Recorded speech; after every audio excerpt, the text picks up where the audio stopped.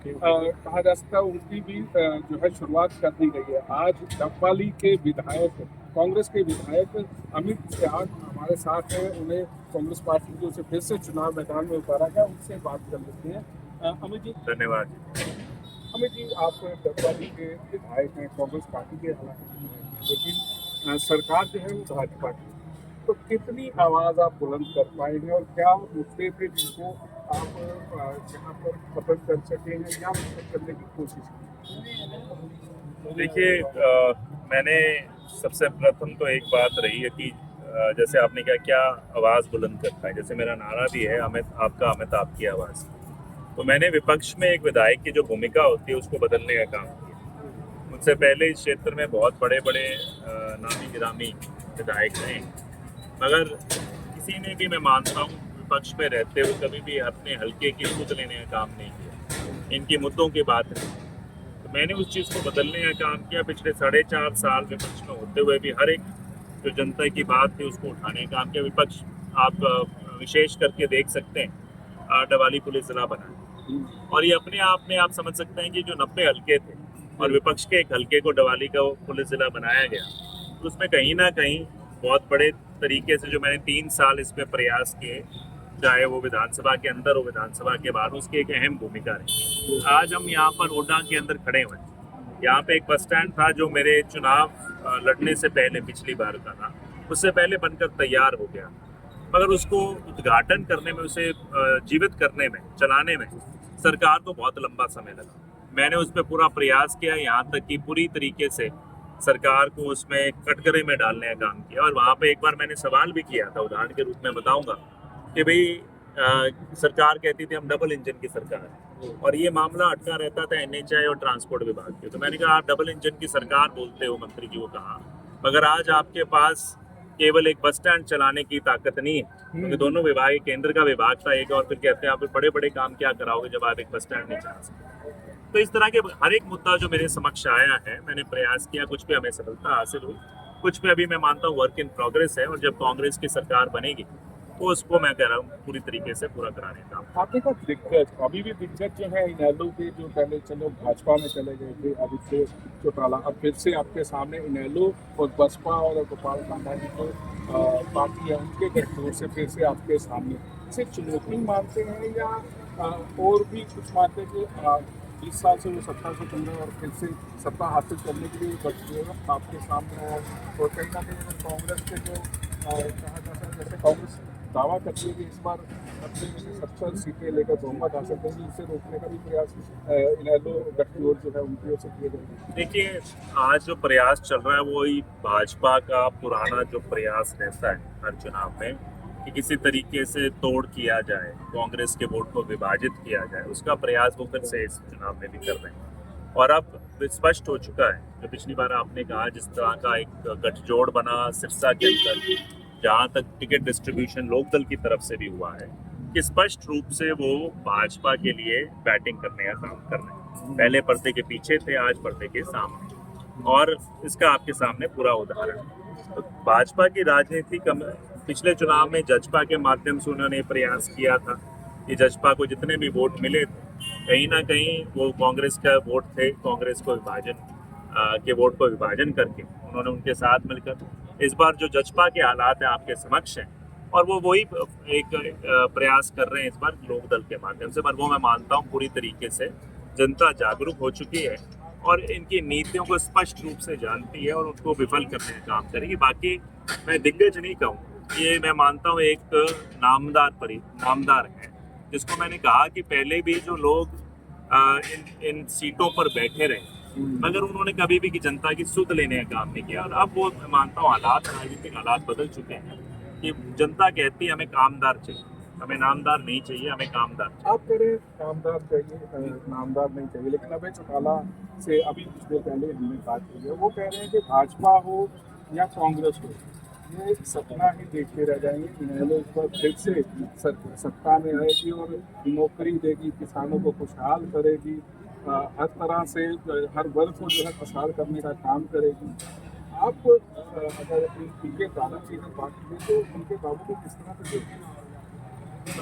तो मैं मानता हूँ देखने से कोई ज़्यादा फर्क नहीं पड़ेगा, कि वो अगर मैं कोई भी कहूँगा वो कहेंगे कि उनका कल कोई और नया दावा।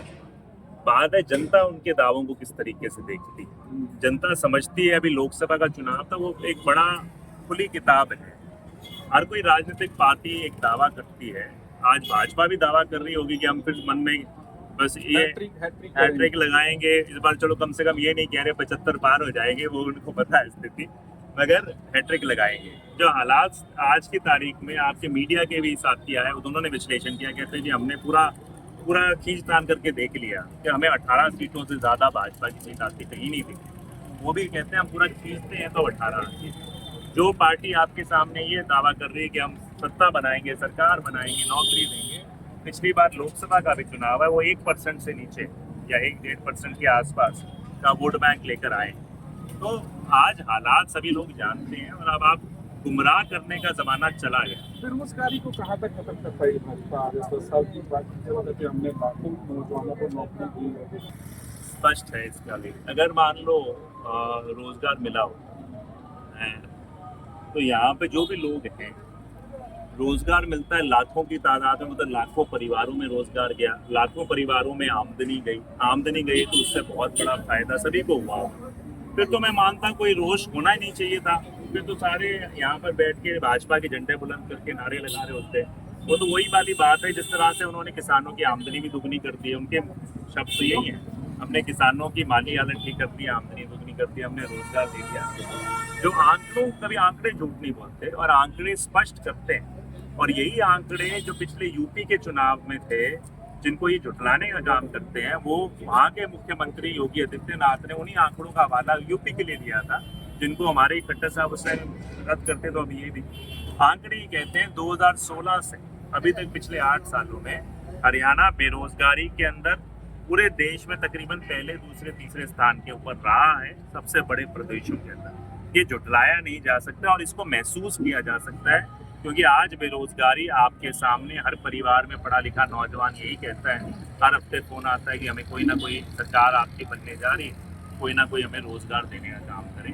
तो मैं मानता हूँ कि समस्या ये रही। रोजगार पर आप बात करें, रोजगार कौन सा? सरकारी नौकरी को रोजगार मानते हैं या प्राइवेट उद्योग जहाँ लगाए जाए, उद्योग अलग अलग उपक्रम जहाँ पर लगाए जाए, जिससे रोजगार जो है वो उपलब्ध हो सके हर एक नौजवान को। कोई IT कर रहा है, कोई B.Tech कर रहा है, कोई कुछ और का कोर्सेज कर रहा है, तो उसको आप तरजीह देना चाहेगी अगर आपकी सरकार बनती है? कांग्रेस की परिभाषा में रोजगार एक तो चीज वो कतई नहीं है जो मोदी जी कहते थे कि पकौड़ा तलने चले जाएं, वो रोजगार है, वो नहीं है। रोजगार का मकसद है दोनों तरीके से। जहां कांग्रेस पार्टी ने कहा कि 2 लाख सरकारी नौकरियां जो आज खाली पड़ी हैं 10 साल, और उस पर एक बड़ा षड्यंत्र रहा है पिछले 10 सालों के अंदर कि जब भी कोई सरकारी नौकरी दिखाने के लिए भी निकाली गई, या तो पेपर लीक हो गया, पेपर लीक के बाद अलग अलग बाधाओं के अंदर फंसता रहा, मगर कभी भी वो रोजगार मिला नहीं। आखिरकार उन्होंने कौशल रोजगार के निगम के नाम पर एक बड़ा खिलवाड़ लाखों युवाओं के साथ किया। तो मैं मानता हूं कि कांग्रेस पार्टी की जहां पर वो 2 लाख पक्की नौकरियां देने का काम करेगी अगले 5 सालों में, उसी के साथ साथ मैं मानता हूं ये जो केवल इनका नारा बन के रह गया था कि हर जिले में एक रोजगार का साधन हम तैयार करेंगे ऐसा जिसमें ले रहे, वो मैं मानता हूँ, मेरी निजी इच्छा है हमारे डवाली जो ब्लॉक है उसके स्तर पर कोई ऐसा उद्योग भी लगाया जाए जिससे वहाँ के हमारे स्थानीय युवाओं को कुछ बेहतर रोजगार। तो दोनों मिश्रण है। एक तरीके से हम कोई इंफ्रास्ट्रक्चर या रोजगार ऐसा निजी स्थापित करें, और उसके साथ साथ जो कांग्रेस पार्टी की घोषणा है जिसमें सरकारी नौकरी। बिल्कुल। नशा भी एक काफ़ी ज़्यादा मुद्दा जो है, पिछले 2 दिन से यहाँ पर हूँ। नशा काफ़ी ज़्यादा कहा जा रहा है कि नौजवान बेरोजगार है, इसलिए नशे की लत में वो गिरफ्तार हो रहा है। तो क्या उसको रोकने के लिए, तो नशे की सप्लाई लाइन तोड़ने के लिए आपके पास अगर सरकार बनती तो क्या योजना है? और जो बच्चे या नौजवान नशे की लत में ग्रस्त होते थे, उन्हें उससे बचाकर स्ट्रीमलाइन बनाने के लिए कोई योजना है? देखिए, ये दुर्भाग्यपूर्ण है। पहला तो ये सवाल करना ज़रूरी है सरकार से कि ऐसा 2014 के बाद क्या हुआ जिसके कारण से जो 2013 तक ये चीज़ इतनी ज़्यादा नहीं थी, अचानक ही फैलाव हुआ। और पिछले 5 सालों में तो ये एक तरीके से हर मोहल्ले में फैला, हर रोज़ मौत होती है नशे का। तो पहला तो सवाल ये है। दूसरा जो आपने कहा क्या किया जाएगा, उस हिसाब से मैं मानता हूँ इस गठजोड़ को तोड़ने के लिए उसमें हर तरह का एक यहाँ पर जो सप्लाई करने वाला व्यक्ति भी है, कंज्यूमर भी है, कंज्यूमर के बीच के अंदर जो बिचौलिए की जिनको कहते हैं, वो हर कोई गांव देहात में हमारे बीच में लोग हैं जो कहीं ना कहीं अपने आर्थिक लाभ के लिए इस तरह की, और ये तभी टूटेगा जब ऊपर जो बैठी हुई सरकार है, जो मेन मुख्य नेता हैं, जो मुख्यमंत्री होंगे, जो लोग होंगे, उनकी नीयत इस तरीके से होगी कि जो नीचे जो लोग हैं, जो प्रशासन है, उन पर एक तरीके से सख्त संदेश जाए कि हम इसको बर्दाश्त नहीं करें। आज ये हालात हैं कि जो लोग सत्ता में बैठे रहे 4.5 साल, उनके हमारे खुद के पैतृक गाँव में, उनके दफ्तरों के बाहर तक भी नशा बिकता, तो वो आपके नाक के नीचे नशा बिक रहा है और आप ये कहते हैं कि हमारे यहाँ पर, तो उन्होंने इस चीज़ की सुध लेने का काम नहीं किया।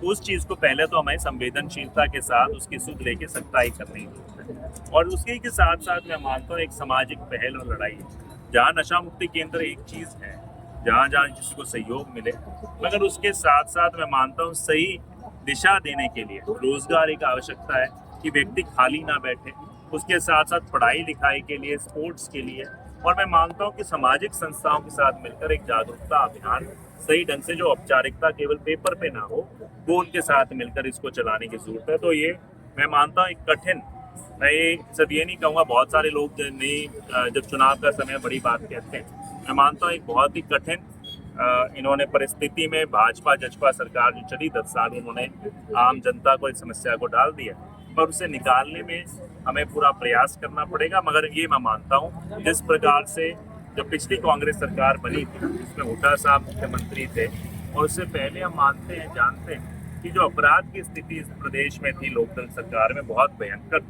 उसको उन्होंने 7 से 8 महीने के अंदर इस प्रदेश को उससे मुक्त करने का काम किया था। तो मैं मानता हूँ 1 साल 1.5 साल के अंदर कोशिश रहेगी कि नशे को एक ऐसा प्राथमिक मुद्दा बनाकर कांग्रेस की जब सरकार बनेगी, बिल्कुल कठोरता से उसके खिलाफ कार्रवाई की। किसानों के मुद्दे जो है, चाहे पानी का हो या फसलों का हो, एक और नया मुद्दा भी है फैमिली आईडी, उसको लेकर भी लोगों में खासी परेशानी जो है देखने को मिल रही है। देखिए, मैं एक बात के लिए आपको बधाई भी देना चाहूँगा और आभार करूँगा कि आपने जो जनता के मुद्दे हैं, इनको भांपते हुए सही मायने में, कई बार मैं कई ऐसे साथी मिलते हैं, वो मतलब सब राजनीतिक जो आज की टीका टिप्पणी है उस तक सीमित रहते हैं, और आप मुद्दों की बात कर रहे हैं, वो बहुत अच्छी मैं मानता हूँ। और ये जहाँ तक फैमिली आईडी है, ये बिल्कुल सभी के लिए एक परेशानी, जो परिवार पहचान पत्र था, वो लोगों के लिए परिवार परेशानी पत्र बन के रह गया था, और उसको हमारी तरफ से पूर्ण घोषणा हो चुकी है, जो हमारा शीर्ष नेतृत्व है कि जैसे सरकार बनेगी इसको बंद किया जाए। उसी तरीके से मेरी फसल मेरा ब्यौरा भी